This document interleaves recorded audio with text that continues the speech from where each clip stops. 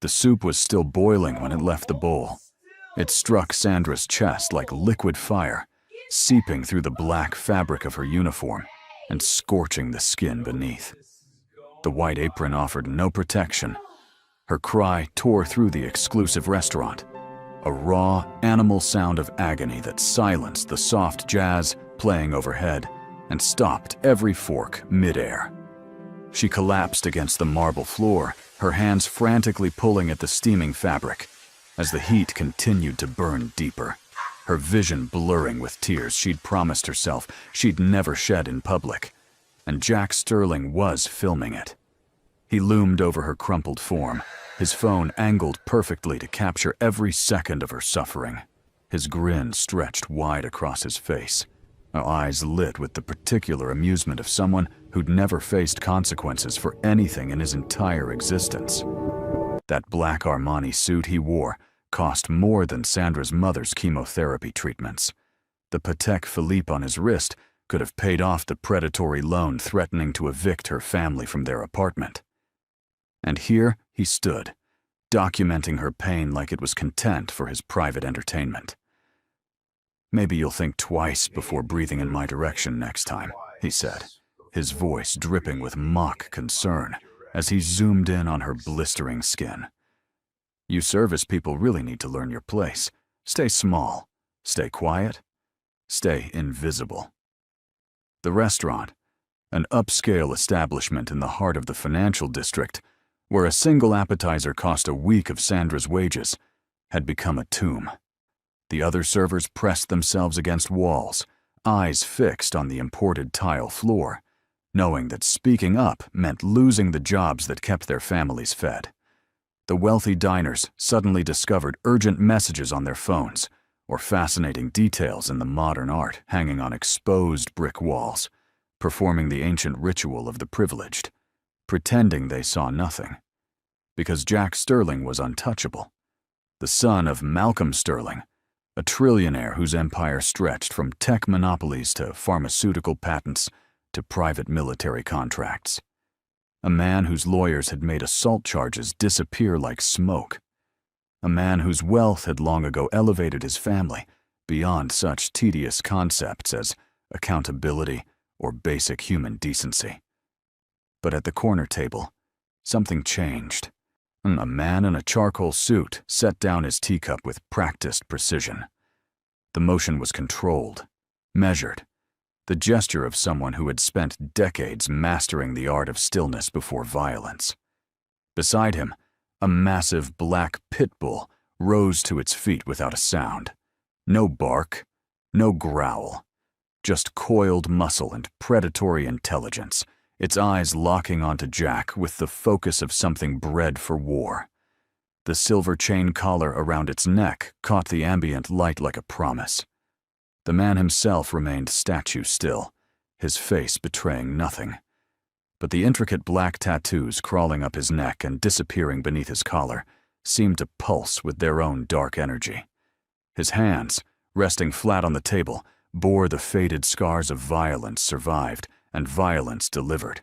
His eyes, cold, calculating, like ancient, tracked every movement Jack made, processing angles, distances, vulnerabilities.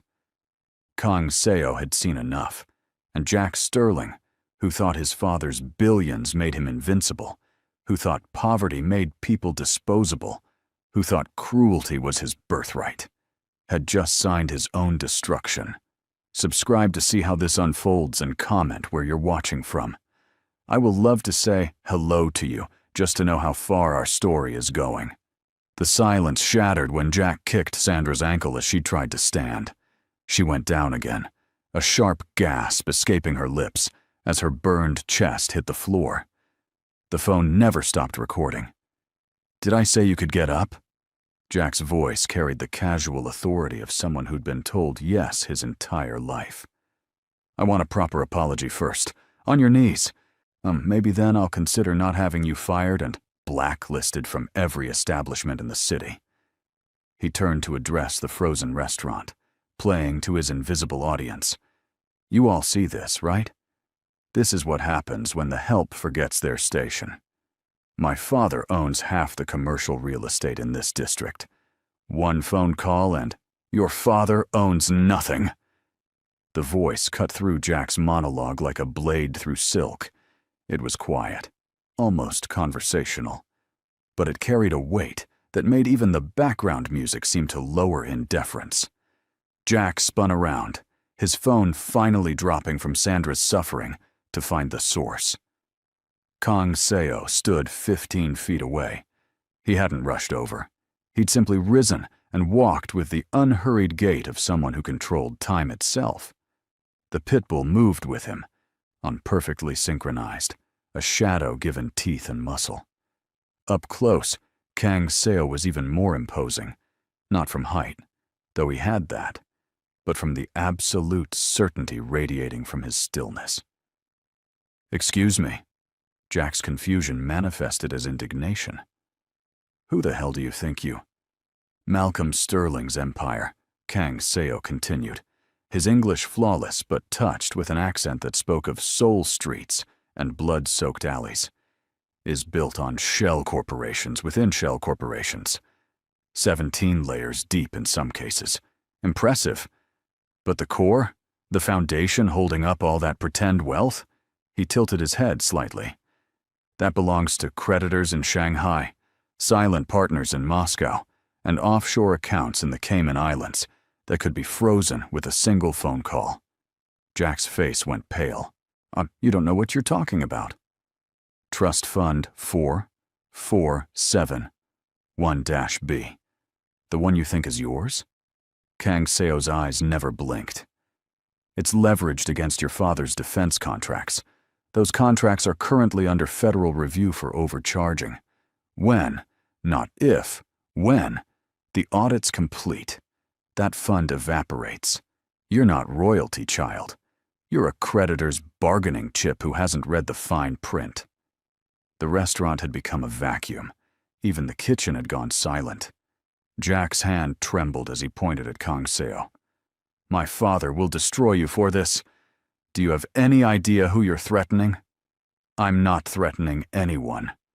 Kang Seo glanced down at Sandra, who was staring up at him with a mixture of pain and confusion. "I'm simply informing you that the young woman you assaulted has more inherent value than your entire bloodline. Oh, help her up, apologize, and perhaps I'll forget I witnessed this." "Fuck you!" Jack's face twisted with rage. "I don't apologize to the help, and I definitely don't take orders from some tattooed thug with a dog." He pulled out his phone again, fingers flying. "I'm calling my father's lawyers right now. You're done, you're—" The pitbull growled then. It was a sound from the prehistoric depths of pack law and territorial warnings, a frequency that bypassed the brain and spoke directly to the brainstem's terror receptors. Jack froze mid-dial, his fingers locked on the screen. "His name is Phantom," Kang Seo said quietly. "He was trained to eliminate armed combatants in Kandahar before the U.S. military decided he was too aggressive and scheduled his euthanasia. I saved him 3 hours before the injection. He understands 27 commands in Korean, English, and Pashto. But the one he's waiting for right now?" Kang Seo's eyes went colder. "That one has no language, just intention." Jack stumbled backward, his designer shoes slipping on the marble. "This is assault. This is you leaving," Kang Seo said. "Now." For the first time in his entitled existence, Jack Sterling obeyed someone other than his father. He backed toward the door, his phone clutched to his chest like a talisman that had failed him. At the threshold, he found his voice again. "You have no idea what you just started. My father owns people like you." "Your father," Kang Seo replied, already kneeling beside Sandra to examine her burns, "has never owned anyone like me." The door slammed. The restaurant exhaled. And Kang Seo, with hands surprisingly gentle for someone who had tattoos commemorating every life he'd taken, carefully helped Sandra to her feet. "We need to get you to a hospital," he said. Sandra's voice came out hoarse. "I can't afford—" You won't need to. Kang Seo sat in the hospital waiting room, Phantom's head resting on his knee, and remembered another burn victim from another life. Busan, 1989. He'd been 12 years old, watching his mother's restaurant burn, while the loan sharks who'd set the fire laughed from across the street. His mother had survived, but her hands, the hands that had made the best kimchi jjigae in the district, never worked properly again. The police report called it an electrical fire. The insurance company denied the claim. And young Kang Seo learned the fundamental truth of the world. Money wasn't just power. It was permission to commit violence without consequence.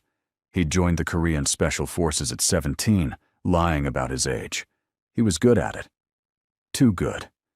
By 23, he'd completed operations in places that didn't officially exist, eliminating threats that weren't officially acknowledged. He'd believed in it then. The honor, the code, the idea that there were clear lines between righteousness and evil. Then came the mission to Los Angeles, a joint task force hunting an arms dealer. They'd found him, captured him, turned him over to their American partners. 2 weeks later, the same arms dealer was released on a technicality, back in business, and 3 of Kang Seo's team were dead in a retaliatory strike. The dealer's lawyer? Paid for by a tech billionaire who needed those weapons for his private security contractors. That's when Kang Seo understood. The American dream was real, but it wasn't for everyone. It was a members-only club with a velvet rope and a bouncer who only checked one credential: how much money you could spend to make problems disappear. He'd left the military. Not officially. Officially, he'd died in a training accident. The body they buried was someone else's. Kang Seo had already disappeared into Los Angeles' Koreatown, building a different kind of empire. One that operated in shadows. One that understood money was ammunition and information was artillery. For 30 years, he'd built it carefully. Legitimate businesses that generated real revenue. Restaurants, real estate, import/export. And underneath, invisible to anyone who didn't know where to look, the machinery of the underworld. Protection services, information brokerage, and financial engineering that could redirect millions through jurisdictions with no extradition treaties. He'd told himself it was justice, a counterbalance to people like the arms dealer, people like Malcolm Sterling, people who bought their way out of consequences while working-class mothers lost their hands to fires set by creditors. People who raised sons to pour boiling soup on waitresses for entertainment. The doctor emerged from the emergency room, pulling off her gloves. "Are you family?" "I'm paying," Kang Seo said, which was the only family that mattered in hospitals. Second-degree burns across her chest and shoulder. We've treated and bandaged them, but she'll need to stay overnight for observation. There's also the matter of... The doctor hesitated. She mentioned she has a younger brother. She was worried about him. She kept asking if we could call him, but she didn't have his number. She seemed distressed about it. Kang Seo's expression didn't change, but something shifted behind his eyes. What did she say exactly? That he'd been gone for 3 months. That the last time she saw him, he was being recruited for a construction job overseas. Good pay, housing included, all expenses covered. But he never called. And when she tried to follow up with the company, it didn't exist. Phantom's ears perked up, sensing the change in his master's heartbeat. What was the company name? Kang Seo asked quietly. Sterling Global Solutions. The journalist's name was Maria Chen, and she'd been investigating corporate malfeasance for 15 years. She'd exposed senators, CEOs, and once, memorably, an entire pharmaceutical company that had been selling saline solution as cancer medication. She was thorough, incorruptible, and perpetually 1 story away from a Pulitzer. She was also in debt up to her eyeballs from legal fees defending herself against defamation suits, and her editor had just killed her latest investigation for being too risky. When she received the encrypted email with an untraceable sender, her first instinct was to delete it. Her second instinct, the one honed by years of following leads that smelled wrong until they smelled right, made her open it instead. The files inside detailed 30 years of tax evasion by Malcolm Sterling. Not the simple offshore account variety, the complex kind, the brilliant kind. The kind where charitable foundations funded political campaigns, so where losses were manufactured through Byzantine corporate structures, where shell companies purchased real estate from other shell companies to generate deductible expenses that existed only on paper. It was airtight, sourced, cross-referenced, the kind of evidence that prosecutors dreamed about and defense attorneys had nightmares over. The final file was a video. Malcolm Sterling in a private meeting with 3 senators, discussing payment schedules for favorable legislation. The audio was crystal clear. The video was time-stamped and metadata confirmed as authentic. At the bottom of the email, a single line. The son learned his cruelty from somewhere. Perhaps it's time the teacher faced the lesson. Maria Chen stared at her screen for 10 minutes, and then she opened a new document and titled it, The Sterling Empire, How America's Newest Trillionaire Built His Fortune on Fraud. By morning, the story would break. By afternoon, federal investigators would have enough to begin raids. By evening, Malcolm Sterling's stock portfolio would begin the first death spiral. But Kang Seo was already 3 moves ahead. The warehouse was in San Pedro, tucked between legitimate shipping containers and forgotten infrastructure. It didn't appear on any official maps. The security was minimal. 2 cameras, both conveniently angled away from the north entrance, and a single guard who took his smoke breaks with religious regularity at 2 a.m. Kang Seo and Phantom waited in the darkness until the guard's lighter flared. Then they moved. Phantom went low and silent, more the military training overriding every instinct to bark or announce. Kang Seo went through the door like smoke, his lockpicks making short work of the mechanism that was meant to keep out casual trespassers, not professionals.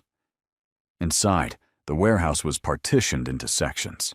The front held legitimate imports, electronics, textiles, nothing remarkable. But in the back, behind a false wall that Kang Seo's intelligence had identified, was something else entirely. Cages. Not literal bars, but close enough. Sleeping quarters crammed with bunk beds, 40 people where 10 should fit. A single bathroom. No windows. The people inside were young, mostly men, mostly immigrants, who'd been promised work visas and good wages. Instead, they'd gotten debt bondage, their passports confiscated, their wages garnished for housing fees and processing costs until the numbers on paper said they owed more than they'd ever make. Modern slavery with a corporate logo. Kang Seo found Sandra's brother in the 3rd row of bunks, Marcus, 19 years old. He'd lost 20 pounds since his recruitment, and his eyes had the hollow look of someone who'd stopped believing rescue was possible. "Your sister sent me," Kang Seo said quietly in the darkness. Marcus stared at him. "Sandra, is she? She's safe, and you're leaving. They took our passports. They said if we run, they'll have us deported. They said..." They lied. Kang Seo pulled out his phone and took photos of everything. The conditions, the people, the documents he found in the supervisor's office that detailed the entire operation. Sterling Global Solutions was a subsidiary of a subsidiary of a subsidiary, but the trail led back to Malcolm Sterling's empire eventually. It always did. "Everyone's leaving. Tonight." "There are 40 of us," Marcus whispered. "Where will we go?" "Somewhere safe." Kang Seo had already arranged it. A church in Koreatown that didn't ask questions, run by a pastor who understood that sometimes salvation required breaking the law. "Phantom, watch the door." The pitbull positioned himself at the entrance, perfectly still, except for the subtle rotation of his ears, tracking every sound in the building. It took 30 minutes to wake everyone, explain the situation, and get them organized. Some were skeptical. Strangers promising rescue usually meant different exploitation. But Marcus vouched for Kang Seo, and Sandra's name carried weight. When she'd been kind to several of them during the recruitment process, warning them to read contracts carefully. They hadn't listened then. They'd listen now. The guard was still on his smoke break when the group slipped out into the Los Angeles night. Kang Seo had arranged trucks, 6 of them, unmarked, driven by men who'd once been in similar situations and now worked in his legitimate businesses. Men who understood debt paid forward. As the last truck pulled away, Kang Seo stood in the empty warehouse with Phantom and uploaded the photos to an encrypted server. By morning, Immigration and Customs Enforcement would receive an anonymous tip with GPS coordinates and evidence too detailed to ignore. The raid would happen within 48 hours. Malcolm Sterling's stock price, already dropping from Maria Chen's expose, would crater another 15% when the human trafficking charges hit. But Kang Seo wasn't finished. He pulled out his phone and made a call. It was answered on the first ring. "It's time," Kang Seo said. "Send Jack Sterling a message, something he'll remember." On the other end of the line, someone laughed. It wasn't a pleasant sound. The markets opened at 6:30 a.m. Pacific time, and by 6:32, Malcolm Sterling's world began its controlled demolition. Maria Chen's article had gone live at midnight, meticulously timed to hit every major news cycle from East Coast morning shows to West Coast evening broadcasts. By dawn, it was the top story on every financial network, every business publication, every platform that tracked the movement of serious money. But the article was just the spark. Kang Seo had spent the previous evening orchestrating the real inferno. He sat in his private office above a restaurant in Koreatown, watching 6 monitors display real-time market data. Phantom lay at his feet, sleeping the light sleep of a weapon at rest.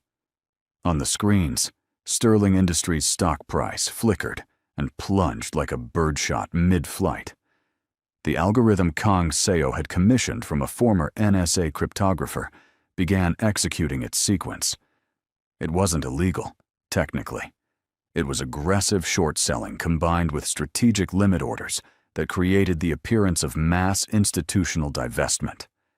Other traders, seeing what looked like major players abandoning ship, followed suit. Panic fed panic. The herd mentality took over.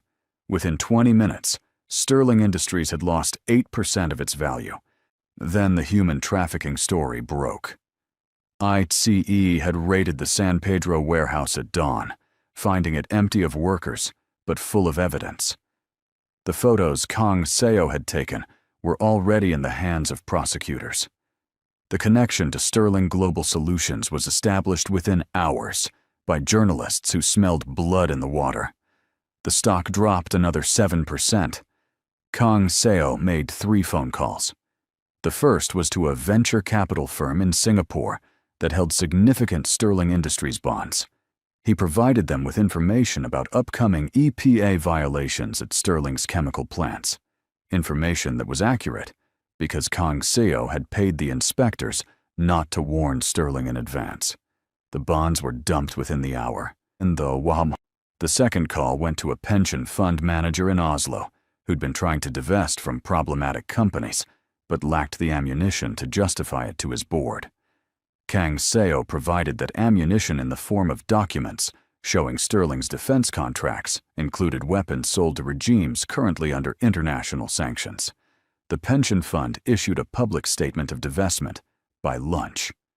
The third call was to Malcolm Sterling's own head of security, a man named Vincent Corso, who'd been on Kang Seo's payroll for 6 years and was very tired of cleaning up after Jack's incidents. "It's done," Vincent said without preamble. "The old man's in full panic mode. He's trying to liquidate assets to cover the margin calls, but the banks smell blood. They're calling in loans early." The whole house of cards is swaying. And his son? Locked in his penthouse. Malcolm thinks if Jack stays out of sight, the story loses its human interest angle. Vincent paused. He's wrong, isn't he? Yes, Kang Seo said. He's very wrong. By market close, Sterling Industries had lost 15.3% of its value. $7 billion had evaporated. It wasn't enough to destroy Malcolm Sterling. Not yet. But it was enough to wound him, to make him desperate, to make him make mistakes. Kang Seo was counting on it. Jack Sterling's penthouse occupied the entire 42nd floor of a building his father owned in Century City. The security was military grade, biometric locks, pressure sensors in the floor, cameras covering every angle, and 2 former Secret Service agents rotating shifts at the private elevator. None of it mattered, so Jack woke at 3 a.m. to find a single black hair on his pillow. It was coarse, unmistakably canine, and placed with surgical precision directly beside his face, where he couldn't miss it. Beneath it was a note written in precise handwriting on expensive cardstock. This is only the beginning. Jack's scream brought the security team running, but they found nothing. No signs of entry. No breaches in the camera feeds. The pressure sensors showed no additional weight had entered the apartment. The biometric locks had no unauthorized access attempts logged. The hair and the note were impossible, and they were right there. How the hell did someone get in here? Jack's voice cracked as he clutched the note, his hands shaking. We're 42 floors up. The windows don't even open. The head of security, that a man named Rogers, who'd protected diplomats in Kabul, examined every inch of the penthouse. He found nothing. His partner checked the exterior. No rope marks, no drone signatures on the building's radar, no evidence of climbing equipment. Sir, Rogers said carefully, is it possible you brought this in yourself? Maybe picked it up somewhere and forgot? I know what a freaking dog hair looks like. Jack hurled his phone at the wall. And I didn't write myself a threatening note. But the real terror wasn't the breach. It was what it meant. Someone who could penetrate his security could do anything. Could be here right now, hidden in walls or vents, or places Jack's mind couldn't conceptualize.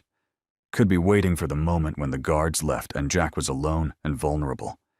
The tattooed man from the restaurant. And the one with the pit bull, the one who'd known things about the trust fund that even Jack barely understood. Jack called his father at 3:47 a.m. Malcolm Sterling answered on the 6th ring, his voice rough with expensive scotch and stress. It's falling apart, Jack said, trying to sound like the heir to an empire instead of a terrified child. The stock, the investigations, everything. We need to fix this. We need to make it go away like we always do. We? Malcolm's laugh was bitter. This is your mess, Jack. You and your crazy phone and your need to humiliate the help. I've spent 30 years building this empire, and you're pissing it away because you couldn't keep your sadism private. That waitress, Jack said, Sandra, if she just went away, if she had an accident or disappeared, the story loses its sympathetic angle. People forget. The stock recovers. We can make it happen, Malcolm said quietly. The shift in his tone was immediate, from frustrated father to calculated executive. She's still in the hospital? I think so. I can find out. Do that. I'll make some calls. The line went dead. Jack stared at his phone, at the cracked screen from where he'd thrown it, at the dog hair still resting on his pillow like an accusation. He didn't sleep the rest of the night.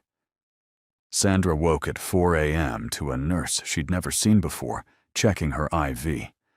The nurse was efficient, professional, wearing scrubs that looked slightly too new. She smiled when Sandra's eyes opened, the kind of practiced smile that healthcare workers perfected to soothe anxious patients. Just checking your drip, the nurse said. How are you feeling? Tired, Sandra managed. The painkillers made her thoughts slow, But something about the nurse seemed wrong. Too smooth, too careful with her movements. "That's normal. I'm going to adjust your medication. You'll feel better soon." The nurse reached for the IV line, her fingers working quickly to inject something into the port. Sandra's mind screamed at her to react, but her body was too heavy, too slow. The burns on her chest throbbed with each heartbeat. Then Phantom was in the room. Sandra didn't see him enter. One moment the doorway was empty. The next, it was filled with 100 pounds of muscle and controlled aggression. The pitbull didn't bark. There was no warning. He simply crossed the room in 3 bounds and placed himself between Sandra's bed and the nurse, his teeth visible, a low rumble emanating from his chest that promised violence. The nurse stumbled backward, her hand jerking away from the IV. The syringe she'd been holding clattered to the floor. Kang Seo materialized in the doorway, as if he'd been waiting for exactly this moment. "You should run," he said to the nurse. "Right now. Very fast." The woman looked at Kang Seo, then at Phantom, then back at Kang Seo. Whatever she saw in his eyes made her decision. She ran. Kang Seo picked up the syringe with a latex glove he pulled from his pocket. He held it up to the light, examining the amber liquid inside. "Potassium chloride," he said calmly. "In large doses, causes cardiac arrest. Looks like natural causes in autopsy reports, unless someone knows to look for it specifically." Sandra's chest tightened. Not from the burns now, but from the realization of what had almost happened. They tried to kill me. Yes. Jack Sterling, his father. Yes. "Why are you here?" The question came out as a whisper. "Why are you protecting me?" Kang Seo set the syringe on the medical tray and pulled a chair to her bedside. Phantom settled at his feet, still alert, still guarding. 36 years ago, I watched my mother's hands burn because powerful men decided her life was less valuable than their profit margin. I couldn't stop them then.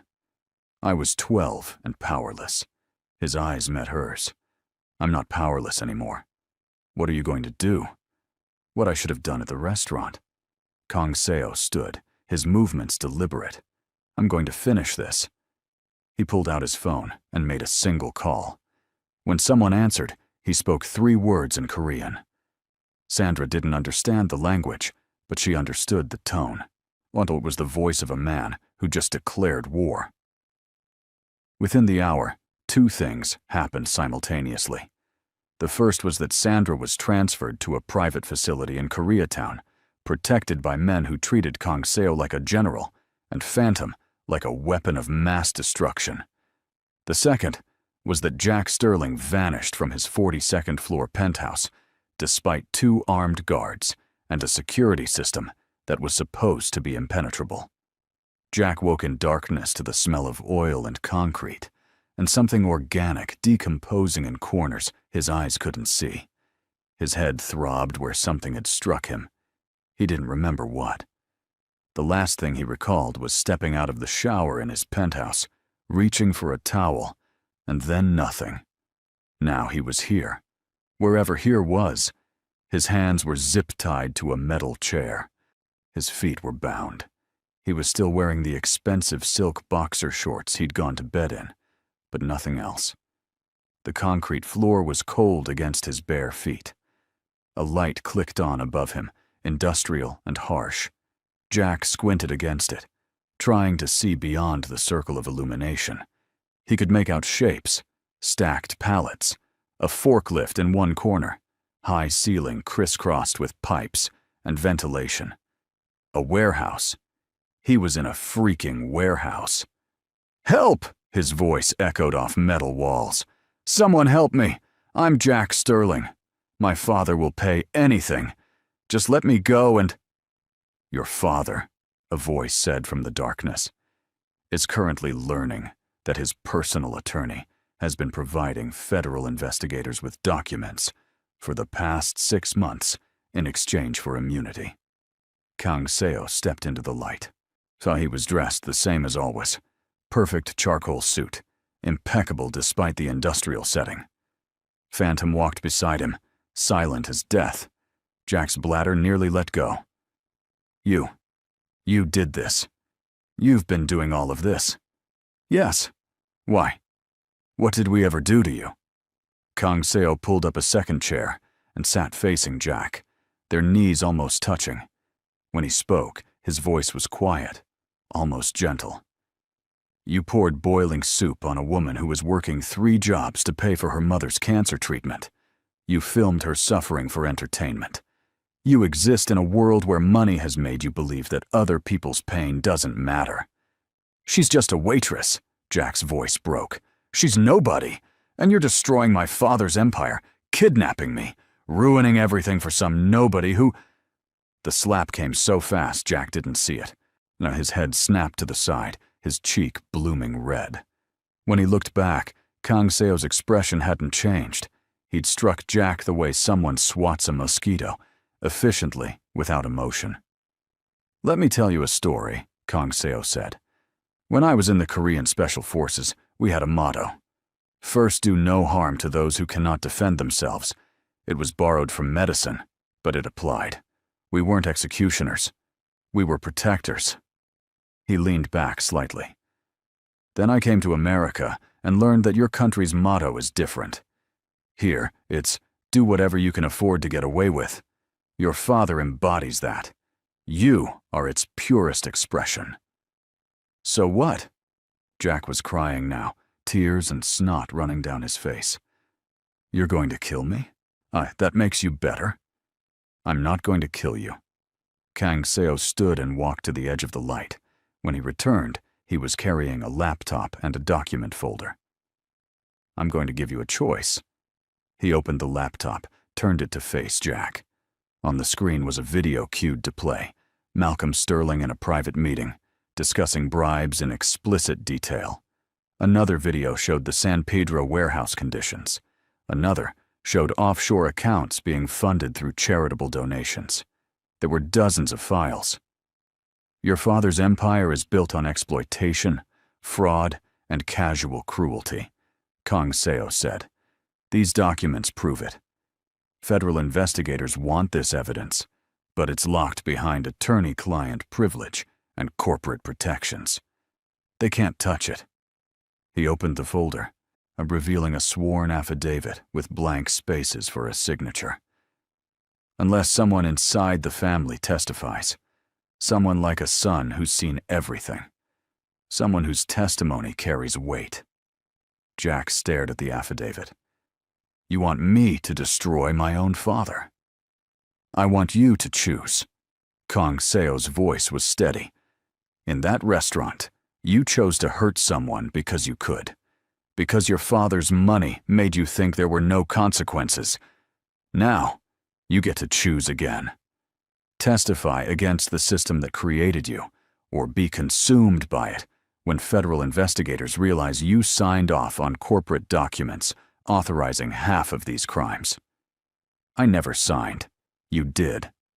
Kang Seo produced another document, showing Jack's signature on a memorandum authorizing the San Pedro facility's operation. 3 years ago, when your father made you vice president of international operations. You don't read what you signed, do you? You just wanted the title. Jack's breathing became ragged. If I testify, my father will… Your father is finished either way, Kang Seo interrupted. The only question is whether you go down with him, or whether you choose to be something other than what he made you. And if I refuse? Kang Seo stood, closing the laptop. Then I release these documents to the press without your testimony. You face conspiracy charges as a corporate officer, and you spend the rest of your life learning what it's like to be powerless. The choice is yours, but you have until morning to make it. He walked toward the darkness, Phantom following. Wait! Jack's voice was desperate. Sandra, the waitress, is she… Did she survive? Kang Seo paused at the edge of the light. She's alive, despite your father's attempt to murder her in her hospital bed. I didn't know he was going to… Jack stopped. The excuse died in his throat. He'd suggested it, had said Sandra needed to go away. The distinction between suggestion and execution felt suddenly meaningless. 8 hours, Kang Seo said. Think carefully. The light went out, and Jack Sterling was alone with his choices in the dark. When the sun rose over Los Angeles, 3 things happened in rapid succession. The first was that Jack Sterling, wearing clothes provided by his captors and accompanied by his own attorney, who'd been summoned by anonymous message, walked into the FBI's downtown office and requested to make a formal statement about Sterling Industries' criminal activities. So the second was that Malcolm Sterling was arrested at his Bel Air estate at 6:47 a.m. on charges of tax evasion, fraud, money laundering, conspiracy to commit murder, and human trafficking. His bail was set at $50 million. His assets were frozen pending investigation. The third was that Sandra Martinez, her burns healing beneath clean bandages, stood outside the restaurant where she'd been assaulted and discovered she now held the keys. Kang Seo had bought the building through one of his shell companies 3 months ago, long before Jack Sterling had entered the establishment. The previous owner had been eager to sell, never knowing who the real buyer was. Now Kang Seo stood beside Sandra, Phantom sitting calmly at his side, and explained the situation. The restaurant is being restructured as a worker cooperative, he said. Every employee will own an equal share. They'll elect their own management, set their own wages, make their own decisions. He handed her a document. They've already voted. You're the general manager. Sandra stared at the paper, her hands trembling. I don't understand. Why would you? Because I couldn't save my mother's restaurant, Kang Seo said simply. But I can save this one. And because you worked 3 jobs to keep your family alive, while people like Jack Sterling played at being royalty, that deserves more than survival. It deserves dignity. My brother, Sandra's voice caught. Marcus, he's really safe? He's enrolled in a community college program, full scholarship, housing included. He'll be fine. Kang Seo began to turn away, then paused. The burn scars will fade, but they won't disappear completely. I'm told there are excellent plastic surgeons who can help if you choose. The medical expenses are covered. Who are you? Sandra asked. Really? Kang Seo smiled slightly. It wasn't warm, but it wasn't cold either. It was the smile of someone who'd learned to carry darkness so others could live in light. I'm someone who remembers when they were powerless, and who decided that was enough. He walked away with Phantom at his side, disappearing into the morning crowds. Sandra watched him go, then looked down at the keys in her hand. Through the restaurant's window, she could see the other employees arriving, their faces showing the kind of hope that comes after long darkness. Inside, they'd begin erasing every trace of what the restaurant had been, a place where wealth bought permission to harm, and transforming it into something new. A place where dignity wasn't negotiable, where power was shared, where the people who worked the hardest kept the rewards. It wouldn't fix everything. It wouldn't erase what had happened. But it was a beginning. Sandra took a breath and unlocked the door. 6 months later, Kang Seo sat in his office watching the news. Malcolm Sterling had been convicted on 14 counts. Jack Sterling had received immunity in exchange for his testimony, but had been disowned by his family and lived now in a modest apartment in Silver Lake, working as a paralegal and, rumor said, attending therapy twice a week. The restaurant was thriving. Sandra had proven to be an excellent manager. More importantly, the cooperative model had attracted attention from labor organizers and journalists interested in alternative business structures. And 3 other restaurants in Los Angeles had adopted the model. Phantom's head rested on Kang Seo's knee. The pitbull was getting older now, gray appearing around his muzzle, but his eyes were still sharp, still protective. There was a knock at the door. Kang Seo's assistant entered with a file. Another situation, she said quietly. Tech CEO in San Francisco. Systematic harassment of female employees. NDAs keeping them silent. He thinks his IPO makes him untouchable. Kong Seo took the file and began reading. Some things never changed. Every generation produced men who believed money was permission. Every generation needed reminders that it wasn't.